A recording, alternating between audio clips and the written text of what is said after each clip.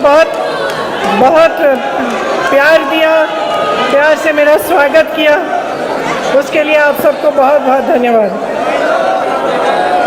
श्री हरीश रावत जी, जिनके साथ काम करके मैंने बहुत कुछ सीखा, उनके अनुभव और उनके विवेक से हमेशा मैं प्रेरित होती हूँ।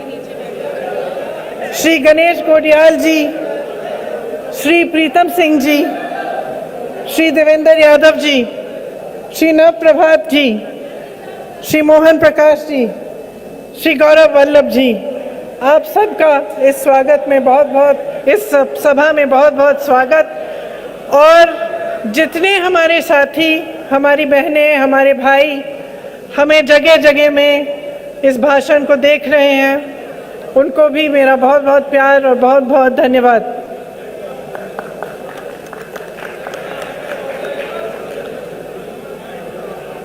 भगवान केदारनाथ, भगवान बद्रीनाथ, गंगोत्री जी, यमुनोत्री जी की ये भूमि है।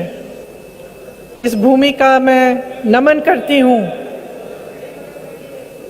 इस भूमि के साथ मेरे परिवार का पुराना रिश्ता है। आप तो जानते ही होंगे, मेरे पिताजी, मेरे चाचा जी यहीं देहरादून में पढ़े, मेरे भाई भी यहीं पढ़े, मैं भी यहीं पढ़ी, मेरा बेटा भी यहाँ पढ़ा। कई पीढ़ियों से हम इस प्रदेश में आ रहे हैं, आप सबसे मिल रहे हैं, आप सबकी बातों को सुन रहे हैं और यहाँ की जो सुंदरता है, यहाँ की प्रकृति जो है, उसको देखकर हमेशा खुश होते थे। लेकिन आज यहाँ आकर इस देवभूमि में जिस तरह की सरकार चल रही है, उसको देखकर दुख होता है। मैं कहना चाहती हूं कि ये दुख क्यों होता है। ठीक है, हर सरकार आती है, जनता की समस्याएं होती हैं और जो विकास है, चाहे कितना भी कोई सरकार करे, वो कभी पूरा नहीं होता। तो हमेशा ये एहसास होता है कि चलो और काम हो सकता था। लेकिन सबसे बड़ा दुख तो इस सरकार के कार्य को देखकर इसलिए होता है क्योंकि इन्होंने कुछ नहीं किया। इन्होंने जितने बड़े बड़े वादे आपको दिए, जितनी आशा से, उम्मीद से आप सबने इनका समर्थन किया, उसको तोड़ दिया है। जहां जहां मैं जाती हूं, बहुत स्पष्ट होता है कि पिछले 5 सालों में कुछ काम नहीं किया गया। पिछले 5 सालों में सिर्फ जो आपकी उम्मीदें हैं वो टूटी, जो आपको वादे किए थे वो टूटे, जो पहले काम किया गया था वही आज दिखता है। जो हमारी सरकार के दौरान विकास का कार्य था वही आज है, उससे आगे कुछ नहीं किया गया। हाँ, चुनाव आता है तो बड़ी बड़ी घोषणाएं फिर से होती हैं, उद्घाटन होने शुरू होते हैं और जो प्रोजेक्ट आपने 5 सालों से नहीं किए, उनका उद्घाटन आप आज कर रहे हैं, ये दिखाने के लिए कि बहुत बड़ी बड़ी चीज़ें की गई हैं। इस सरकार ने जितना पैसा, जितना धन विज्ञापनों में खर्चा है, कि सिर्फ यहाँ उत्तराखंड में नहीं, सिर्फ उत्तर प्रदेश में नहीं, लेकिन दिल्ली में उत्तराखंड और उत्तर प्रदेश के विज्ञापन दिखते हैं। इतना खर्चा होता है इन पर, लेकिन जो आपकी समस्याएं हैं उनको हल करने के लिए इनके पास पैसे नहीं है, कहते हैं। जब हम घोषणा करते हैं कि हम कुछ करना चाहते हैं, वो सवाल उठाते हैं कि पैसे कहाँ से आएंगे। सच्चाई ये है कि पैसे हैं। सच्चाई ये है कि रोजगार के लिए खाली पद हैं। सच्चाई ये है कि सरकार की नीयत ठीक नहीं है। अगर ये करना चाहती थी तो कर सकती थी। सच्चाई ये है कि आपको डबल इंजन की सरकार का वादा किया, लेकिन आज स्थिति इन्होंने ये बना दी है कि पेट्रोल डीजल इतना महंगा है, इनका ही इंजन ठप हो गया है।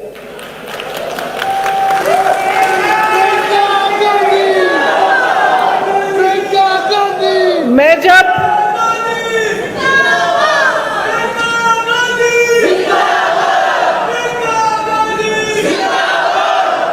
जब अपनी बहनों से मिलती हूँ, वो मुझे बताती हैं कि कितनी परेशान है। और इसीलिए जब आपने नारा आप कह रही थी लड़की हूँ लड़ सकती हूँ, तो क्यों आप खुश होती हैं इस नारे को सुन के? क्योंकि आप जानती हैं कि आपका जीवन संघर्ष का जीवन है। आप जानती हैं कि कुछ भी हो, समाज का बोझ आप उठाती हैं, महंगाई का बोझ आप उठाती हैं, जो परिस्थितियां हैं उसका बोझ हमेशा महिला उठाती है। महिला के पास बहुत ज़्यादा मौके नहीं हैं। महिला के पास उसको हमेशा घर भी देखना पड़ता है। चाहे वो बाहर जाके खेती में काम करे, वो घर आएगी, वो घर को भी संभालेगी, परिवार के सदस्यों को देखेगी, वो सुखी हैं, वो अच्छे हैं कि नहीं हैं, सबकी सेहत ठीक है कि नहीं है, कोरोना की मार हुई, सबसे ज़्यादा बोझ फिर से आपने उठाया। लेकिन आपको पूरी तरह से नकारा जाता है। जब नेता, राजनीतिक पार्टियां बात करती हैं तो महिला की बात नहीं करती।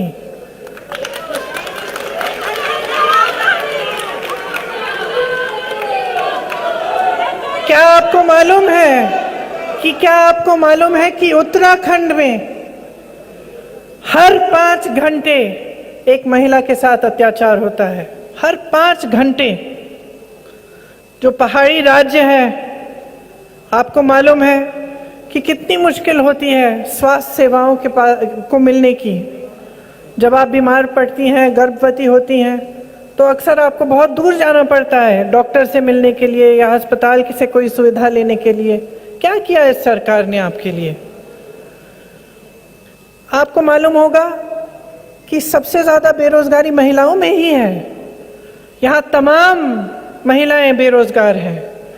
आशा बहुएं, आंगनवाड़ी की महिलाएं, उनका मानदेय बढ़ाया भी नहीं गया। कितना समय हो गया है? साल हो गए हैं और उनका मानदेय वहीं का वहीं है। मैं जानती हूँ, उत्तर प्रदेश में काम करती हूँ, वहाँ आशा बहनें जो हैं, आंगनवाड़ी की बहनें जो हैं, खूब परेशान हैं, संघर्ष करती हैं। जब अपनी आवाज़ उठाती हैं तो पीटी जाती हैं, उनको जेल में डाला जाता है, उन पर रासुका की धाराएं लगाई जाती हैं। तो आप सोचिए कि कैसी सरकार चल रही है। हर जगह बेरोजगारी है, नौजवान बेरोजगार हैं। हम बेरोजगारी की बात नहीं कर रहे हैं चुनाव के समय। यहाँ के जो राजनीतिक दल हैं, जो सरकार चलाते हैं, क्या बात करते हैं? यहाँ आकर धर्म की बात करते हैं, जाति की बात करते हैं, रोजगार की बात नहीं करेंगे। ये आपको नहीं बताएंगे कि रोजगार कैसे दिलवाए हैं या कैसे दिलवाएंगे, कभी नहीं बताएंगे। ये नहीं बताएंगे कि पिछले 5 सालों में इन्होंने कितने रोजगार दिए, क्योंकि दिए ही नहीं, क्योंकि खाली पद पड़े हुए हैं। तो शिक्षा के बारे में, आपके लिए सुविधाओं के बारे में कौन सोच रहा है? ये सरकार का काम होता है। सरकार का काम है आपको सुरक्षित रखना और आपके जीवन को अच्छा बनाना। अगर आप आज भाजपा की 5 साल की सरकार के बारे में सोचें, अपने मन में झांक के सोचें कि इन्होंने क्या किया आपके लिए। क्या आप आगे बढ़ पाए? क्या आपके जीवन में कोई सुविधा आई? क्या पहले से कोई आसानी हुई आपको जीवन जीने में, या आप और भी त्रस्त हो गए? चाहे महंगाई हो, चाहे हमारे किसान भाई हो, आपने देखा कितना आंदोलन किया। यहाँ मैं जानती हूँ गन्ने का जो बकाया है उसकी इतनी बड़ी समस्या है। अब आप सोचिए, पूरे देश भर में जो गन्ने का बकाया है कितना है? 14,000 करोड़।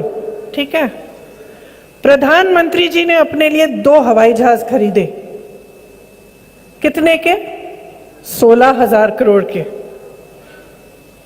प्रधानमंत्री जी के 2 हवाई जहाज के खर्चे में पूरा गन्ना का बकाया हो सकता था, पूरा हो सकता था।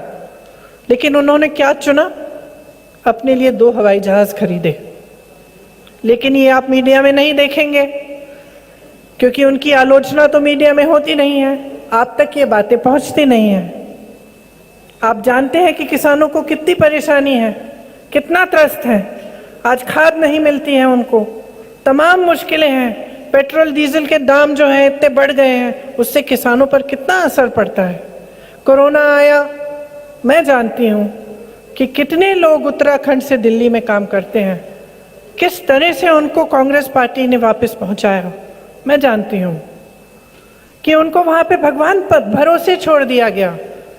एक दिन से दूसरे दिन बताया गया लॉकडाउन है, खुद संभालो, कैसे पहुंचोगे, पैदल पहुंचो। हमने कहा बसों का हम इंतजाम करेंगे। उत्तर प्रदेश के जो प्रवासी थे उनके लिए हमने कहा हम बसों का इंतजाम करेंगे, उसको भी मना कर दिया।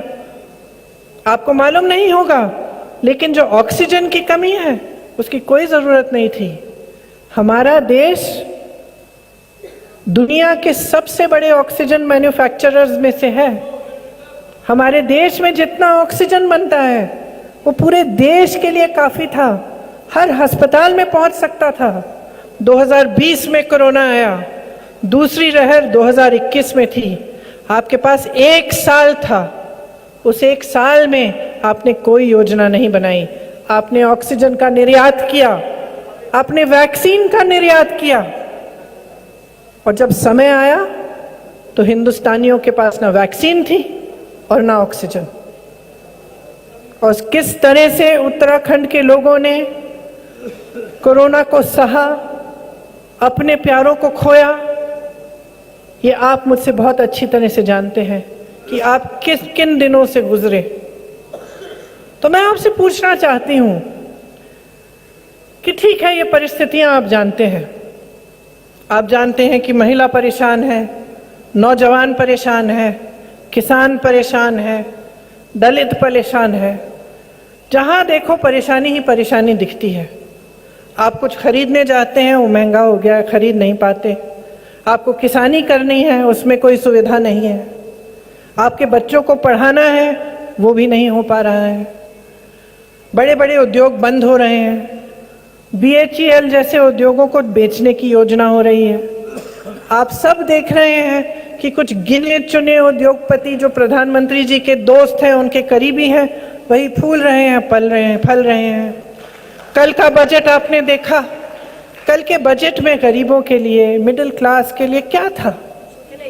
कुछ नहीं। आज सुबह किसी ने मुझे कहा कि हीरे का दाम सस्ता हो गया है, हीरे का दाम सस्ता हो गया और दवा का दाम ज्यादा हो गया है, बढ़ गया है। तो आप सोचिए, मैं पूछना चाहती हूं आपसे, आप आंखें कब खोलेंगे?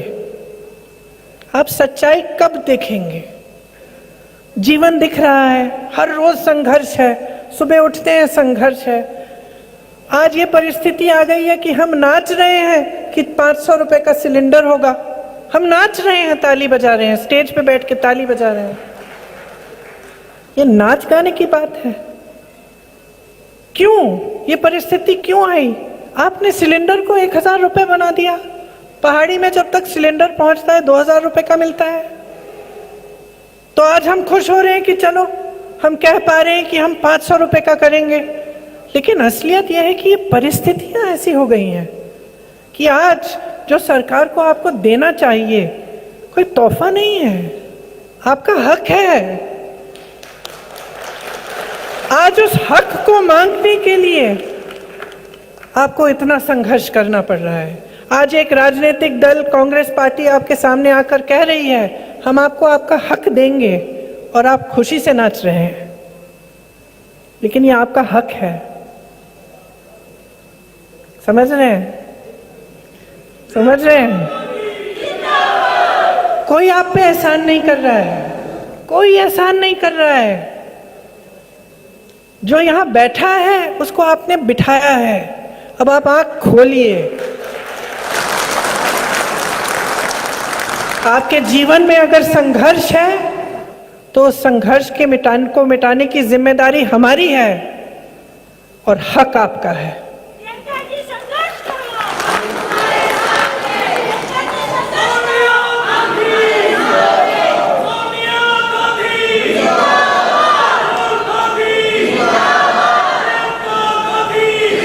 अब आपको सब दिख रहा है, आपको दिख रहा है कि यहाँ की सरकार ने क्या किया आपके लिए। महामारी आई तो भी आपके साथ नहीं खड़े हुए। महंगाई इतनी हो गई है उसको बढ़ाए जा रहे हैं, बेरोजगारी बढ़ रही है उसको सुलझाने की कोई कोशिश नहीं है, यहाँ पास में खनन हो रहा है उसको कोई नहीं रोकता, बड़े बड़े उद्योगपति जो करना चाहे वो कर रहे हैं, गरीब की कोई सुनवाई नहीं हो रही है। तो बदलाव कौन लाएगा? बदलाव कांग्रेस पार्टी तभी ला पाएगी जब आप जागरूक बनेंगे, जब आप समझेंगे कि सरकार का काम आपके लिए दिन रात काम करने का काम है। अगर आपके बच्चों की शिक्षा नहीं हो रही है, सरकार का काम है कि वो आपको बताएं कि किस तरह से आपके बच्चों को की शिक्षा कराएंगे, किस तरह से आपका भविष्य मजबूत करेंगे, किस तरह से, कहाँ से आएंगे ये रोजगार। इसीलिए जो घोषणा पत्र बनाया हमने, इसमें हमने कहा है कि हम क्या करना चाहते हैं। और मैं पूछना चाहती हूँ कि आप हम पे विश्वास क्यों करेंगे? आप सोच सकते हैं कि हम भी दूसरे दलों के साथ की तरह ऐसे घोषणाएं कर रहे हैं, लेकिन हमारा ट्रैक रिकॉर्ड देखिए, हमारी सरकार का काम देखिए। यहाँ तो आपने देखा इस सरकार के आने से पहले काम हुआ।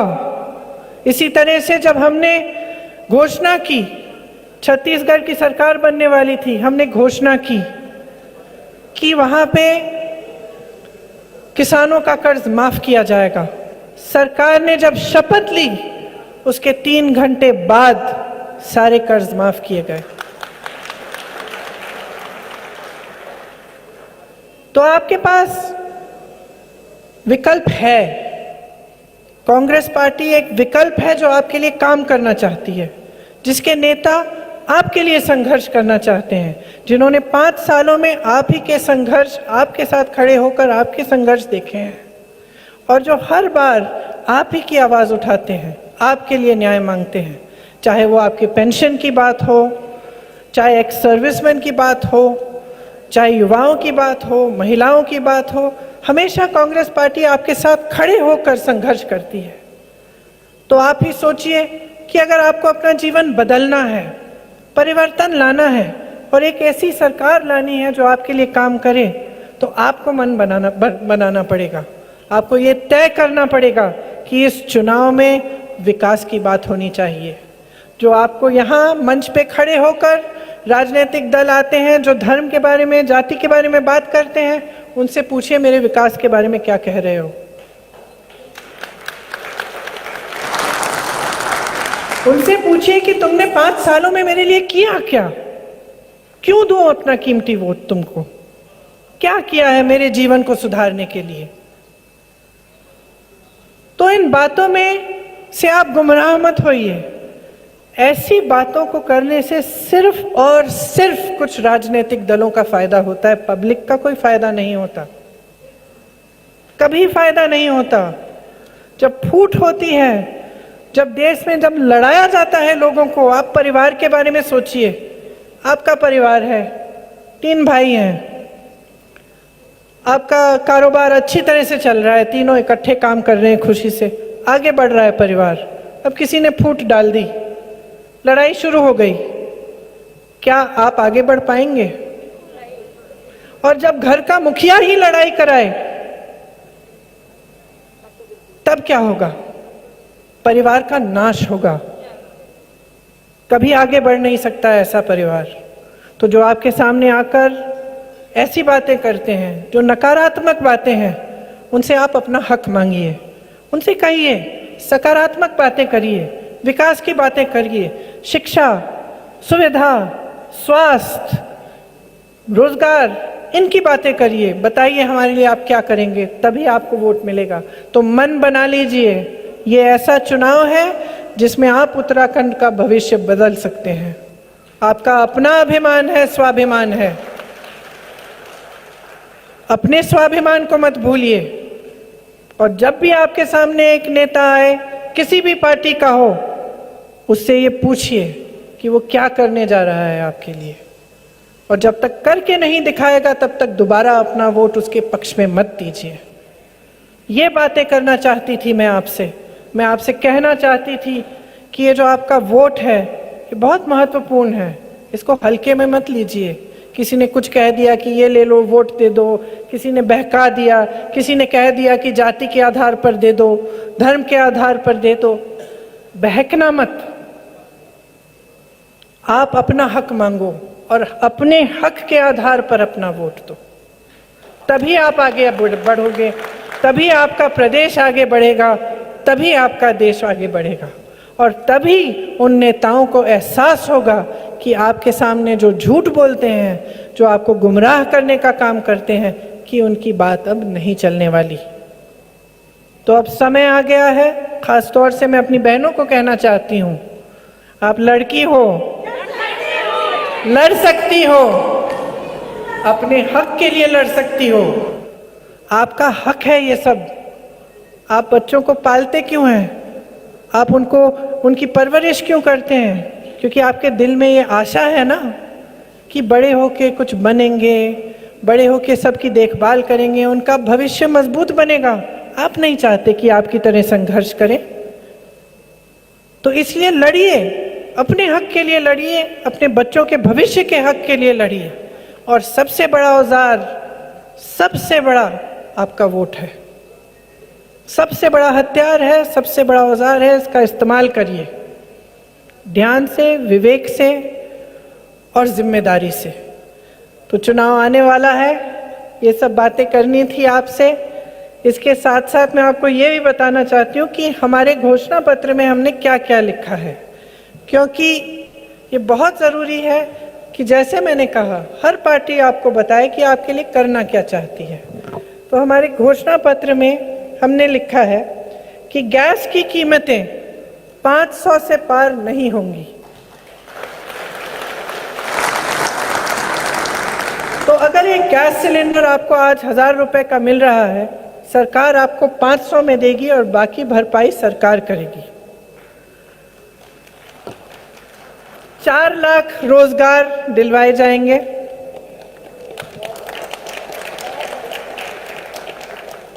पर्यटन को बहुत बढ़ावा दिया जाएगा।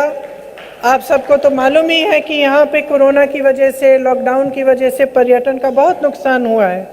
तो इसके लिए खास पैकेज बनाए जाएंगे और पर्यटन पुलिस पर भर्ती से रोजगार बढ़ाए जाएंगे।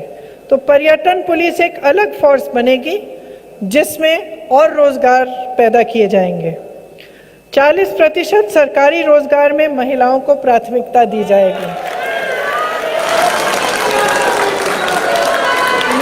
ये शायद हमारे यूपी के घोषणा पत्र से आपने लिया। तो इसको पढ़ के तो मुझे बहुत खुशी हो रही है। और पुलिस विभाग में 40% पद महिलाओं को के लिए आरक्षित होंगे। सरकारी बसों में महिलाओं को मुफ्त यात्रा मिलेगी। मेरी आशा और आंगनबाड़ी की बहनों के लिए उनका मानदेय 1.5 गुना बढ़ाया जाएगा। कमजोर परिवारों की मदद के लिए, खास तौर से उन परिवारों के लिए जिन्होंने सबसे ज़्यादा कोरोना की वजह से जिन्होंने सहा है और कोरोना की मार सबसे ज़्यादा सही है, उनके लिए 40,000 रुपए की मदद सालाना मिलेगी। और स्वास्थ्य सेवाएं जो हैं वो गांव-गांव तक पहुंचाई जाएंगी। इसमें मैं पूछ रही थी आज कि कैसे करेंगे, तो मुझे बताया जा रहा था कि नए नए तकनीक हैं, आजकल आधुनिक तकनीक हैं, उनका इस्तेमाल किया जाएगा। और आप बता रहे थे मुझे कि शायद देवेंद्र जी बता रहे थे कि ड्रोन्स के ज़रिए भी दवाइयों को पहाड़ी इलाकों में पहुंचाना, इसकी पूरी योजना बनाई है। तो ये कुछ प्रतिज्ञाएं हैं जो हमारे घोषणा पत्र में की गई हैं, और मैं प्रतिज्ञा शब्द इसलिए इस्तेमाल कर रही हूँ क्योंकि इसका मतलब है कि इनको पूरा किया जाएगा।